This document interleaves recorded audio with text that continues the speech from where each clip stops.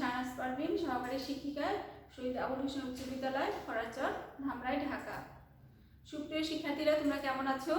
আজ আমি তোমাদের ক্লাস নিব নবম ও দশম শ্রেণীর ভূগোল ও পরিবেশ চতুর্থ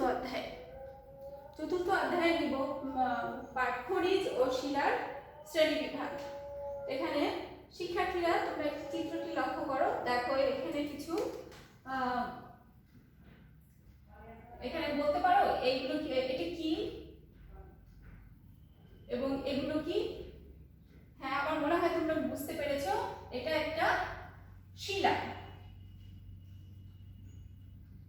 আর এই ছোট ছোট বিন্দু বিন্দু এগুলো দেখা যাচ্ছে, এগুলো হলো খনিজ। এগুলো হলো খনিজ। তাহলে আজকে এই চিত্রটি দেওয়া আছে হলো শিলা ও খনিজ।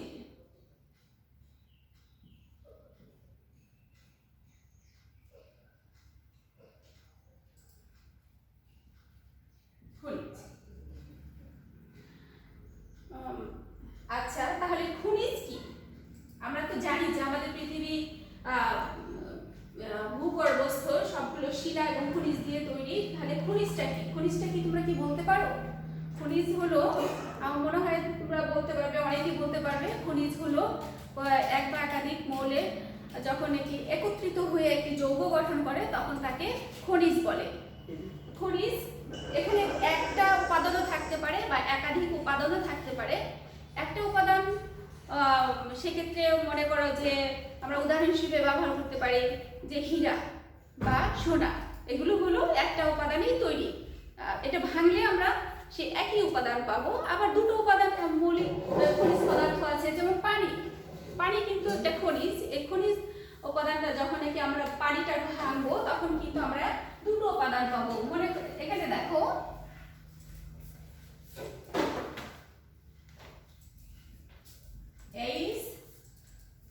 H2O, মানে এখানে হাইড্রোজেন এবং অক্সিজেন দুটো খনিজের সংমিশ্রণে এখানে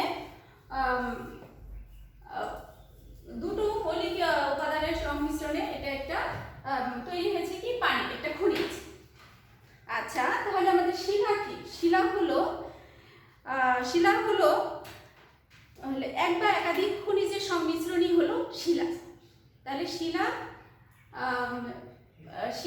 আমরা শিলার কিছু উদাহরণ আমরা বলতে পারি এখানে ব্যাসল্ট, গ্রানাইট ইত্যাদি।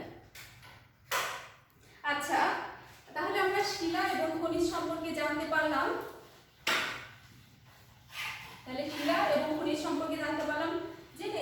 যে এর মাঝে আমরা কিছু বৈশিষ্ট্য খুঁজে পেয়েছি। তাহলে খনিজের যে সংজ্ঞা যে আমরা কি বৈশিষ্ট্য পেয়েছি, যে খনিজ সহজে পাওয়া যায় না। খনিজ শিলা, খনিজ কি সহজে পাওয়া যায় না।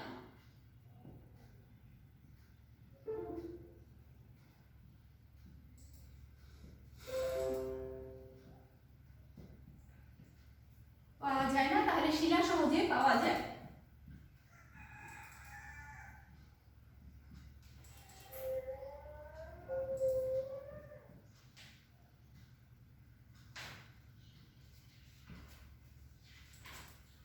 শিলা সহজে পাওয়া যায়। খনিজ সমসত্ব।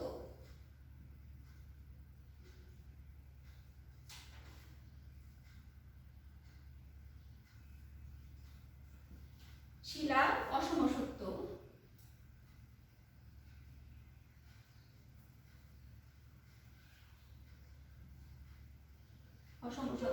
আচ্ছা, সমসত্ব আর অসমসত্বটার মধ্যে পার্থক্য কি তোমরা জানো? সমসত্ব মানে সাজানো গুছানো, মানে একটা প্যাটার্ন আছে। আর অসমসত্ব মানে অগোছালো, এলোমেলো।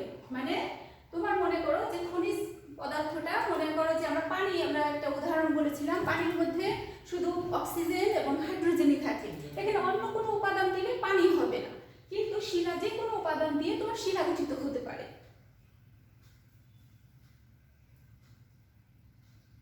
খনিজ কঠিন।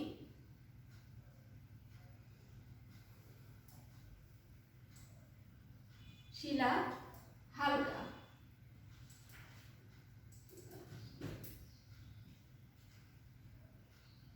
হালকা এবং ভঙ্গুর, ভঙ্গুর হয়ে থাকে। 4 নম্বর সহজ আমরা স্ফটিকা,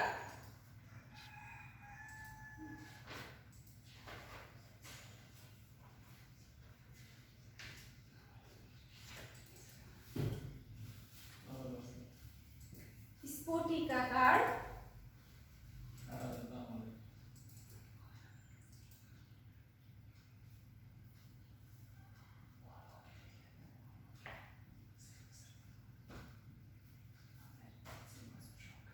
আচ্ছা স্ফটিকাকার, স্ফটিকাকার নয়। তাহলে খনিজটা স্ফটিকাকার অর্থ হলো এটা হলো স্বচ্ছ, আর হলো শিলা স্বচ্ছ নয়। এটা তাহলে আমরা কি পেলাম? তাহলে আমার মনে হয় তোমরা খনিজ ও শিলার বৈশিষ্ট্যের মাধ্যমে এটা বুঝতে পেরেছো যে কোনটা শিলা এবং কোনটা খনিজ। আচ্ছা এখন আমরা আলোচনা করব শিলা এবং শিলার শ্রেণীবিভাগ। শিলা এবং আমরা জানি যে পৃথিবীর ভূভাগ পুরোটাই শিলা দ্বারা গঠিত। এই শিলা প্রায় পৃথিবীর 40 থেকে 50 কিলোমিটার পর্যন্ত বিস্তৃত। এই শিলাকে আমরা 3 ভাগে ভাগ করতে পারি। শিলাকে আগ্নেয় শিলা,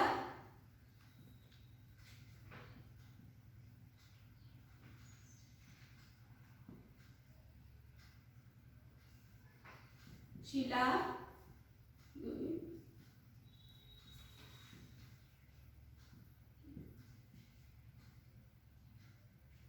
শিলা, পাললিক শিলা,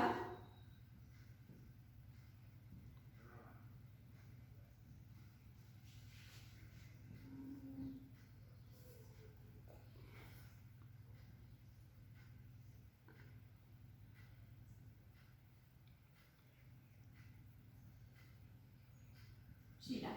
আচ্ছা আগ্নেয় শিলাকে বলা হয় ইগনিয়াস রকস।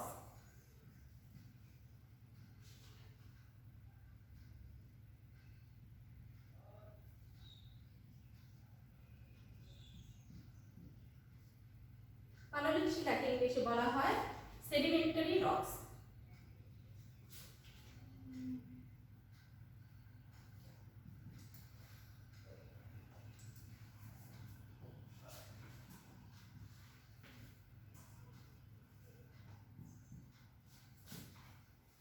রূপান্তরিত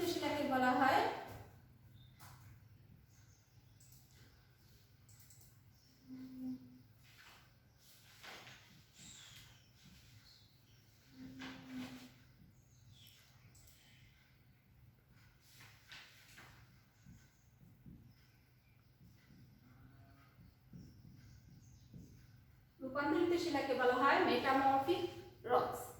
আচ্ছা আজকে প্রথমে আমি আলোচনা করব আগ্নেয় শিলা সম্পর্কে। আগ্নেয় শিলাটা কি? পৃথিবী আমরা জানি যে পৃথিবী যখন নাকি প্রথমে সৃষ্টি হয়েছে, সৃষ্টির আদিতে কি এটা জ্বলন্ত অগ্নিপিণ্ড ছিল, এটা ধীরে ধীরে শীতল হয়েছে এবং কঠিন হয়েছে।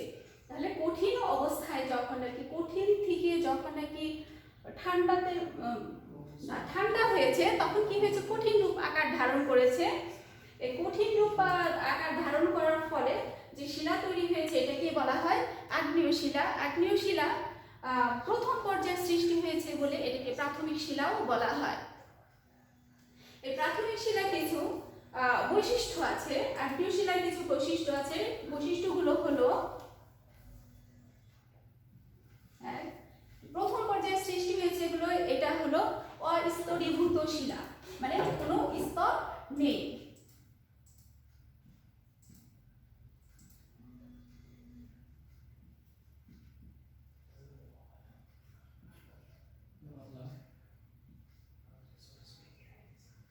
অস্তরীভূত শিলা, এবং এটা দেখা যায় যে প্রাথমিক পর্যায়ে তৈরি হয়েছে, এটা গরম অবস্থা থেকে তৈরি হয়েছে বলে এটা কোনো জীবাশ্ম নেই। জীবাশ্ম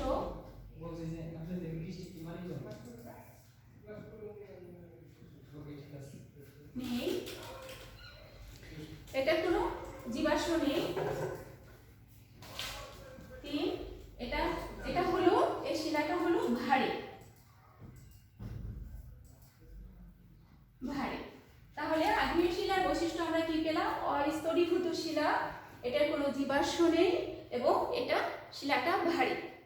এই শিলাকে আমরা আবার আচ্ছা, এই শিলার উদাহরণ হিসেবে আমরা ব্যাসল্ট, গ্রানাইট এগুলো আমরা পেয়ে থাকি। আচ্ছা, এই শিলাকে আমরা দুই ভাগে আবার ভাগ করি।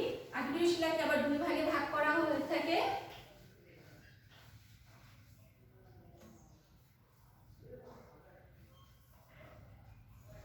অন্তজ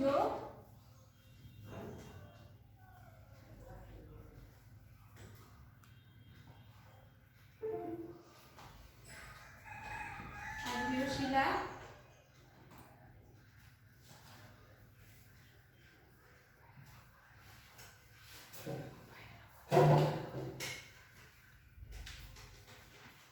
বহির্জ আগ্নেয় শিলা।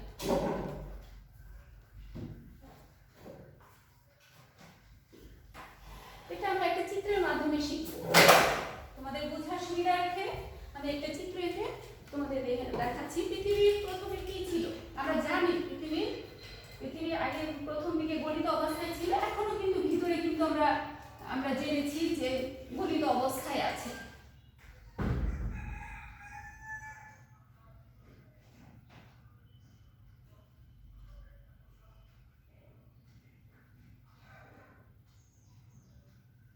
এখনো গলিত অবস্থায় আছে।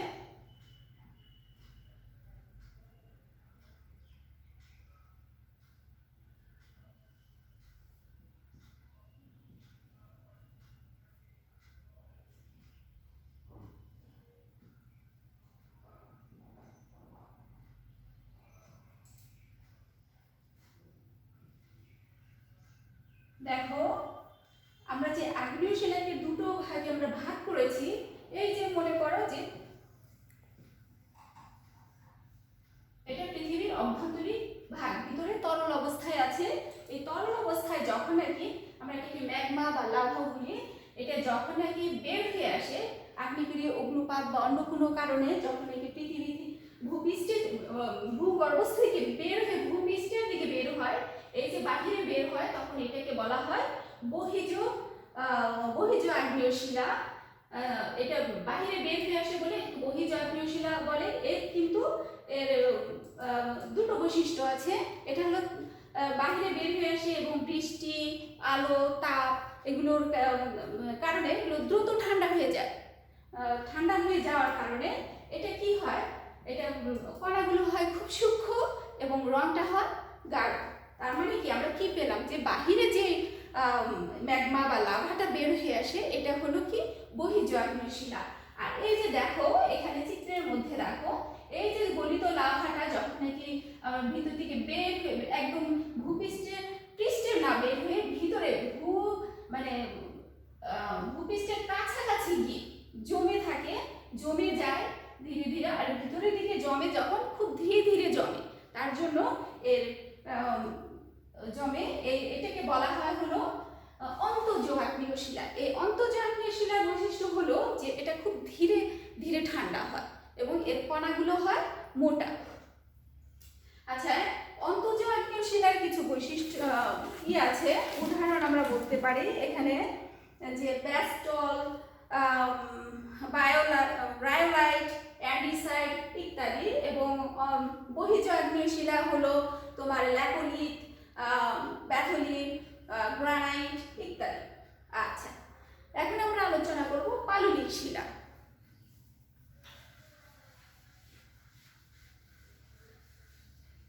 এখানে গুরুত্বপূর্ণ একটা তথ্য আছে তোমাদের, যে আমরা লাভা আর ম্যাগমার মধ্যে কিন্তু আমরা একত্র করে ফেলি। লাভা কি আর ম্যাগমাটা কি? যখন নাকি আমরা যে গলিত ভিতরে আমাদের যে গলিত অবস্থায় আছে, এইটা যখন নাকি ভিতরে থাকে এটাকে বলা হয় লাভা, আর যখন নাকি বের হয়ে আসে এটাকে বলা হয় ম্যাগমা। আচ্ছা, আমরা এখন কি করব, পাললিক শিলা।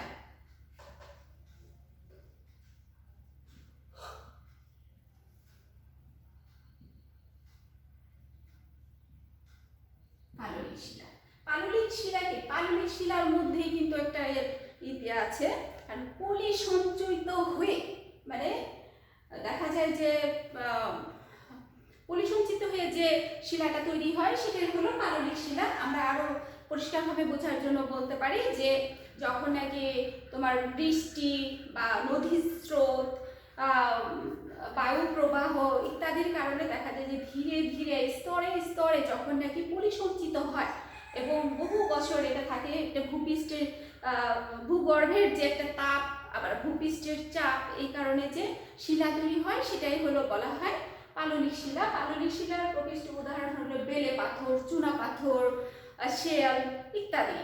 আচ্ছা, এটা আমরা এই পাললিক শিলার পৃথিবীর পৃষ্ঠে মানে আমাদের এই পৃথিবীতে শতকরা 5 ভাগ আছে এবং মহাদেশীয় যে আমাদের মহাদেশীয় যে শিলা এর মধ্যে আছে হলো 75 ভাগ। আচ্ছা, এর কিছু বৈশিষ্ট্য হলো যে পাললিক শিলার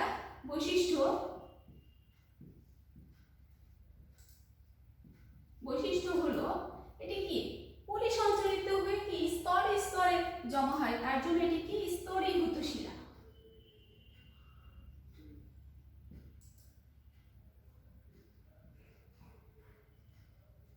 স্তরীভূত শিলা। আর এটি কি কারণ পরিসঞ্চিত হয় তখন কিন্তু এর জীবদেহ বা জীবের অস্তিত্ব লক্ষ্য করা যায়, সেটা হলো তার জন্য এই কারণে এই শিলা হলো এই শিলার মধ্যে মানে জৈবিক শিলাও বলা হয়।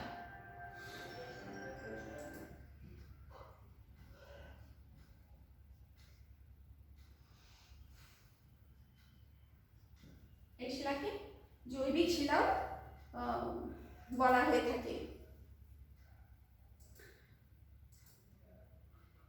আর জৈবিক শিলা খুব মানে ভঙ্গুর টাইপের হয়, ভঙ্গুর।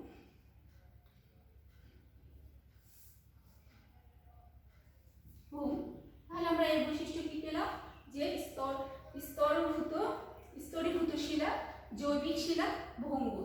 আমরা এখানে বেলে পাথর, শ্বেত পাথর, চুনা পাথরের কথা বলেছি।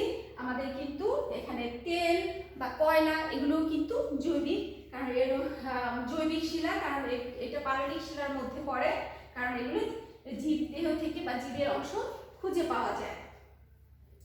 আচ্ছা, তাহলে আমাদের এবারের আলোচনার বিষয় হলো রূপান্তরিত শিলা।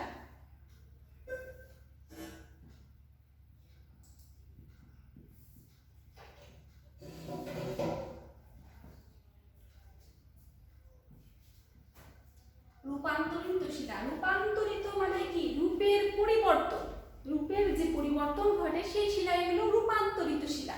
তার মানে কোন শিলার পরিবর্তন হয়? আমরা কি পেয়েছি? আগ্নেয় শিলা এবং পাললিক শিলা পেয়েছি।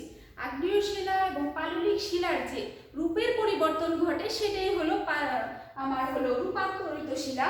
এই রূপান্তরিত শিলা তৈরি হয় হলো বিভিন্ন দেখা যায় যে আগ্নেয়গিরি অগ্নুৎপাতের ফলে প্রচন্ড তাপের কারণে, প্রচন্ড চাপের কারণে এবং কি রাসায়নিক বিক্রিয়ার কারণেও দেখা যায় যে রূপান্তরিত শিলা সৃষ্টি হয়ে থাকে। রূপান্তরিত শিলার বৈশিষ্ট্য হলো যে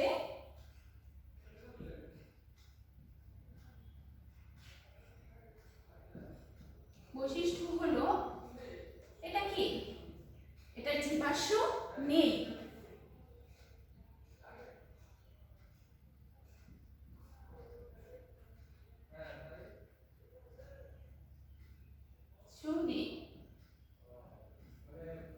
এটা কি দ্বিতীয়ত এটা খুব ভারী হয়,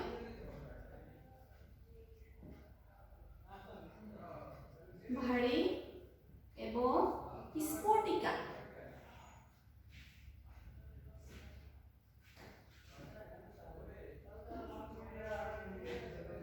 স্ফটিকাকার।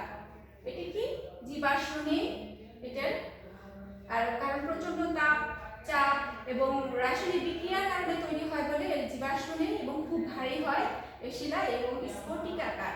এটা হয় খুব স্বচ্ছ। আচ্ছা, আমরা দেখে নিব যে এখানে তোমাদের এই রূপান্তরিত শিলার মধ্যে এক রূপের যে পরিবর্তন ঘটে, আগ্নেয় শিলা বা পাললিক শিলা থেকে যে পরিবর্তন ঘটে এগুলো তোমাদের পরীক্ষার মধ্যে খুব বেশি আসে। এখানে আমরা দেখব যে এখানে আগ্নেয় শিলা,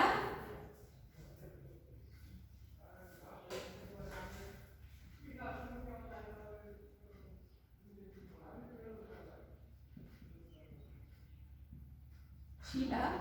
আগ্নেয় শিলা, আমরা আগ্নেয় শিলার মধ্যে কি পেয়েছি? ব্যাসল্ট।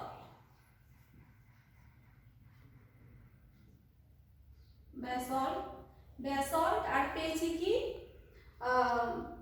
গ্রানাইট।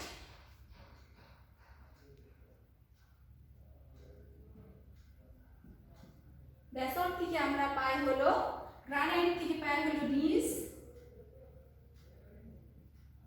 আর ব্যাসল্ট থেকে পাই অ্যাসফিবোলাস।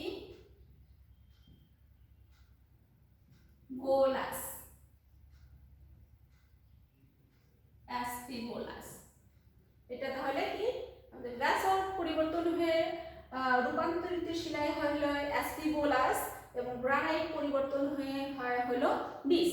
এবার আমরা দেখব পাললিক শিলার কি পরিবর্তন হয়।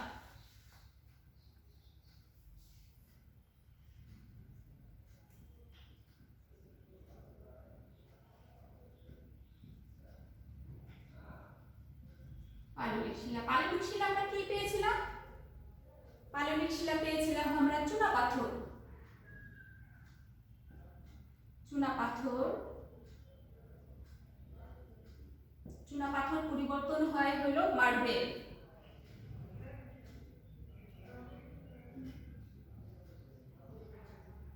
মার্বেল, কাদা পাথর,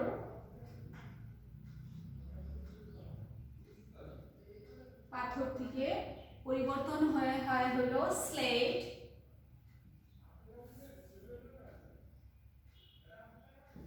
স্লেট, কয়লা, হিট কয়লা,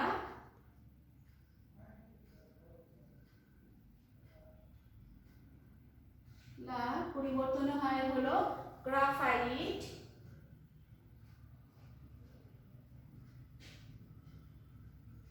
গ্রাফাইট শেপ থেকে তৈরি হয়,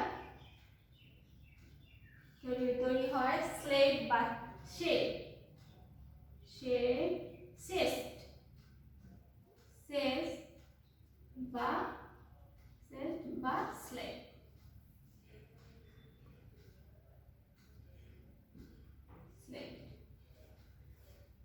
আশা করি তোমরা পাললিক শিলা বুঝতে পেরেছো এবং এটাই ছিল আমাদের খনিজ শিলা এবং শিলা শ্রেণী বিভাগ। তোমাদের যদি কোনো সমস্যা হয়ে থাকে তাহলে অবশ্যই আমার সঙ্গে যোগাযোগ করবে ফোনে। আর হলো তোমাদের বাড়ির কাজ থাকবে,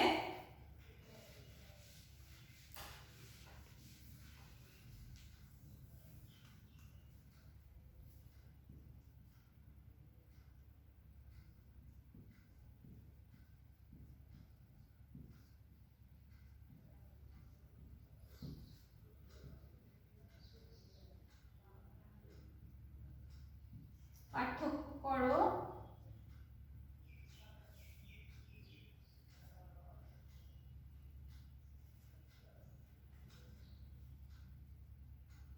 বিভিন্ন প্রকার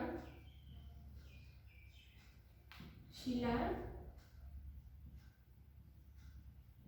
বৈশিষ্ট্য।